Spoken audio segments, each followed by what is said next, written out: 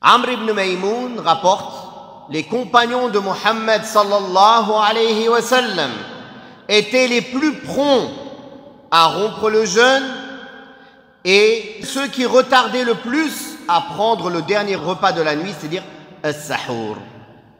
Et le sahur aussi, c'est une chose importante que les gens délaissent. Al-sahur. Il y a plusieurs hadiths qui ordonnent le sahur. Si ce n'était l'unanimité rapportée par Ibn Hajar que c'est recommandé, certains savants verraient même que c'est obligatoire. Tellement il y a de hadiths qui encouragent et ordonnent de prendre le sahur. Parmi ceux-là, le messager d'Allah sallallahu alayhi wa sallam a dit: prenez le dernier repas de la nuit, le sahur, car il y a dans le sahur une barakah, une bénédiction. Il a dit sallallahu alayhi wa sallam aussi: quiconque désire jeûner doit prendre le sahur avec quelque chose.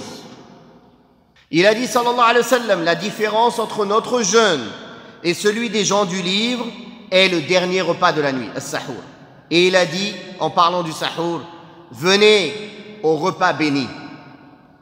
Le sahur est un repas béni, comme le prophète sallallahu alayhi wa sallam a dit encore dans un autre hadith: ne l'abandonnez donc pas, même si l'un de vous ne prend qu'une gorgée d'eau, car Allah et ses anges font des éloges et prient pour ceux qui prennent le repas du sahur. Le prophète sallallahu alayhi wa sallam a dit: le meilleur repas du sahur du croyant est la date. Il est donc recommandé, fortement recommandé, de ne pas délaisser le dernier repas de la nuit, le sahur, et de le retarder au maximum, bien sûr sans dépasser l'heure du fajr, s'arrêter avant l'heure du fajr. Ceci est la sunna du prophète sallallahu alayhi wa sallam, de le retarder au maximum, comme il a été rapporté dans plusieurs hadiths authentiques.